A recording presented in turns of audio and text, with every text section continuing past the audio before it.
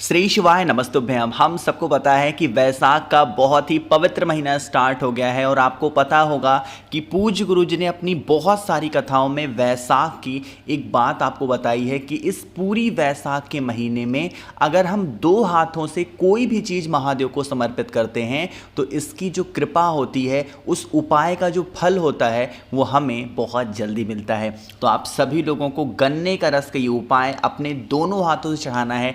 कैसे चढ़ाना है, कौन सा नाम लेके चढ़ाना है, कौन सी दिशा में खड़े होकर चढ़ाना है, इसी की बात हम लोग करने वाले हैं। वीडियो को पूरा देखिएगा जिससे जानकारी आपको अच्छे से मिल पाए, ठीक है ना। देखो यहाँ पर मैंने आप सभी के लिए गन्ने का रस यहाँ पे आपको एक फोटो में दिखा रहा हूँ। गन्ने का रस यहाँ पे आप लोग को 2 ग्लास दिखाई दे रहा है, ठीक है ना।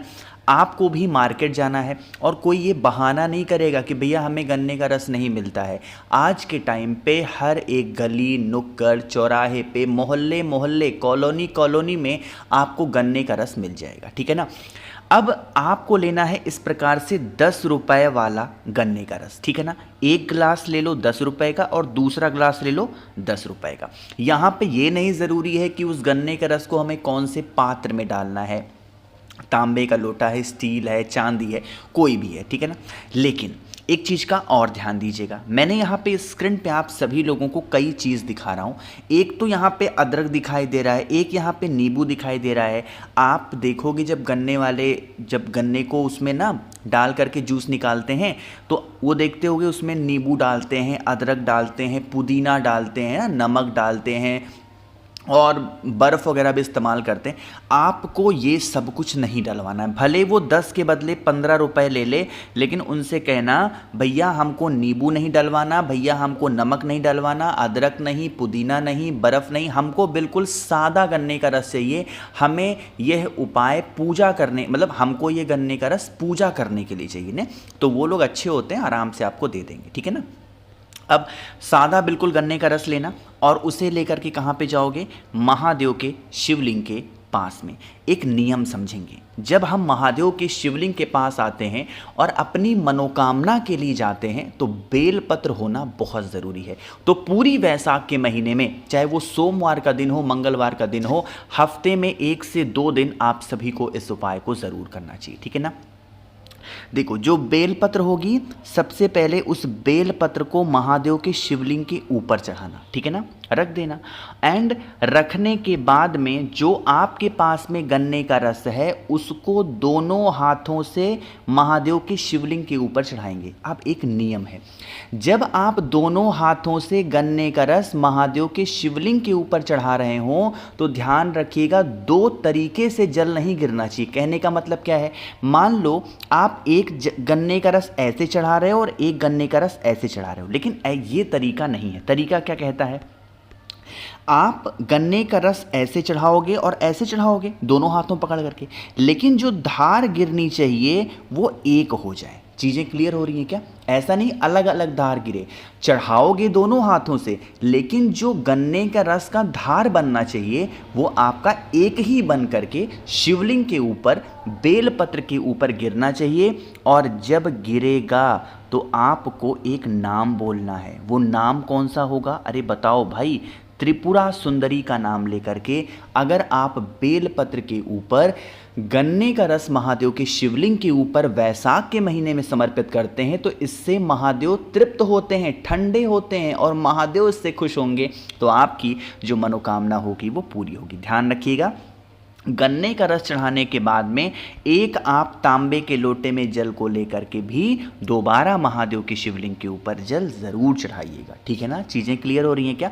चलो, तो पहला उपाय आपको समझ में आ गया होगा। आगे बढ़ते हैं अब इस वीडियो के हम लोग अपने दूसरे उपाय की तरफ। यकीन मान लीजिए यह उपाय आज के टाइम पे हर एक फैमिली की, हर एक प्रॉब्लम, हर एक घर की प्रॉब्लम बन गई है और वो लोग परेशान हैं अपने बच्चे को लेकर के, अपने हस्बैंड को लेकर के, अपनी वाइफ को लेकर के। कि जैसे बहुत सारे ऐसे घर हैं जिनमें बच्चे तो शांत रहते हैं तो पति पत्नी का आपस में चल रहा है, पति पत्नी शांत हैं तो बच्चे बहुत चिल्लाते हैं, चंचल हैं, हस्बैंड गलत दिशा में है, वाइफ गलत दिशा में है। तो आपके घर का कोई सदस्य अगर गुस्सा करता है, चंचल करता है या फिर बहुत क्रोध करता है, इस उपाय को करेंगे। यह उपाय मैंने पहले भी आपको बता रखी है, लेकिन लेकिन नियम लोग फॉलो नहीं कर रहे हैं। बहुत ध्यान से सुनिएगा।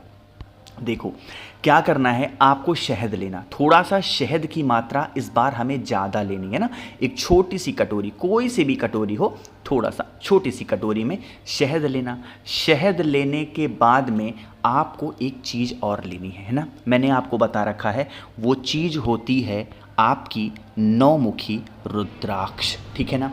उपाय करने वाला रुद्राक्ष अलग है, पहनने वाला रुद्राक्ष अलग है। अगर आपको कहीं से भी असली नौमुखी रुद्राक्ष उपाय करने के लिए मिल जाता है, आप वहाँ से खरीद लो। आपको असली नकली में डाउट लगता है तो आप मुझे एक बार मैसेज कर दो, 9005643345 मेरा व्हाट्सएप नंबर है। ध्यान रखिएगा, बहुत ही कम प्राइस में मैं आपको रुद्राक्ष दे रहा हूँ जो कि उपाय करने के लिए होगा। ज़रूर मुझे मैसेज करिएगा व्हाट्सएप पे, जिससे आपको मैं दे पाऊँ, ठीक है ना। अब आगे बढ़ते हैं इस उपाय में। तो जो मैंने आपको नौमुखी रुद्राक्ष बताया ना, उसको आप उसी कटोरी के अंदर शहद के अंदर डाल देना और लेके कहाँ पे जाओगे, महादेव के शिवलिंग के पास में एक स्थान है शिवलिंग पे, जिसे हम कहते हैं माता अशोक सुंदरी का स्थान। यहीं पे आपको उस शहद को गिराना है, अच्छे तरीके से रुद्राक्ष के साथ में लेपन करना, और दोबारा से क्या करना है, एक छोटी सी कटोरी में, प्लेट में इसी जो रुद्राक्ष होगा उसको उठा के अपने पास रखना, और जो शहद आपने चढ़ाया ना, उस शहद को निकाल करके कटोरी में रख लेना, और फिर एक लोटा जल चढ़ा देना महादेव के शिवलिंग के ऊपर, श्री शिवाय नमस्तुभ्यम का जप करके।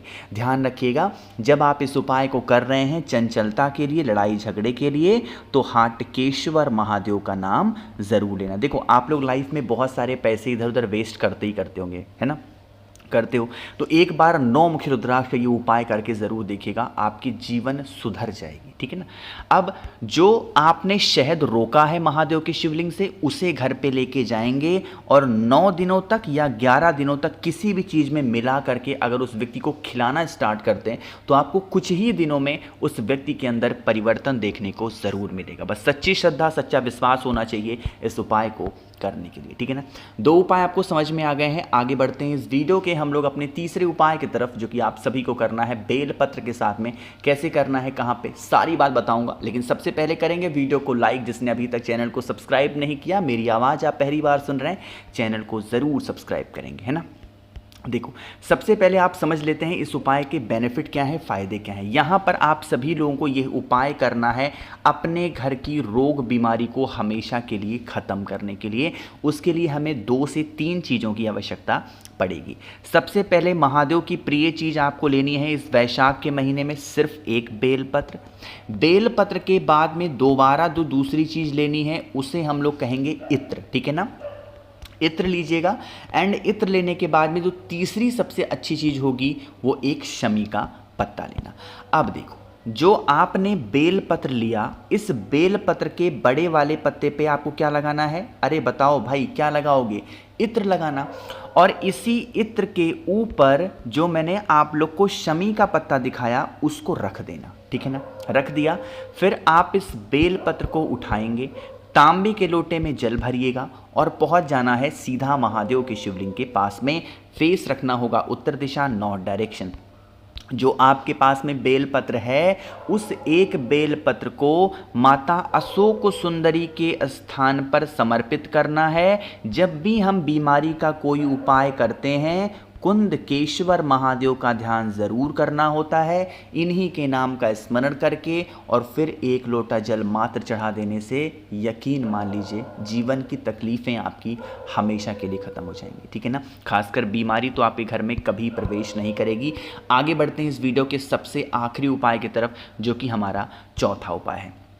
अब इस उपाय के जो बेनिफिट होने वाले हैं, ये आपकी इच्छाओं की पूर्ति के लिए होंगे, आपकी विशेष को पूरा करने के लिए होंगे। सिर्फ और सिर्फ 2 चीज़ों की आवश्यकता हमें इस उपाय के लिए पड़ेगी। एक तो आपको लाल चंदन लेना है, एंड सेकंड वन आपको चावल का दाना लेना है। चावल का दाना की कोई गिनती नहीं है, बस एक चुटकी चावल का दाना आपको लेना, ठीक है ना। तांबे के लोटे में जल भरिएगा और सीधा पहुंच जाइएगा महादेव के शिवलिंग के पास में। जो आपको मैंने दिखाया है लाल चंदन, उस लाल चंदन का लेपन पहले कर देंगे माता अशोक सुंदरी के स्थान पे, ठीक है ना। लेपन करने के बाद में आपको जो चावल का दाना मैंने दिखाया उस चावल के दाने को एक चुटकी इसी लाल चंदन के ऊपर चढ़ा करके और फिर एक लोटा जल आप अपनी मनोकामना, अपनी विशेष को कह के अगर आप समर्पित करते हैं तो यकीन मानिए कभी जीवन में आपको पीछे मुड़ के देखने की ज़रूरत नहीं पड़ेगी। ठीक है ना। तो भाई मैंने कोशिश की है आप सभी को सारी बातों को सब कुछ बहुत ही अच्छे से ढंग से बताने की। वीडियो पसंद आई हो तो लाइक करिएगा, कुछ पूछना है नहीं समझ में आया नीचे कमेंट सेक्शन में पूछें, और मेरे जितने भी भाई बहन आवाज़ आज मेरी पहली बार सुन रहे हैं चैनल को ज़रूर सब्सक्राइब करेंगे। श्री शिवाय, नमस्तुभ्यम।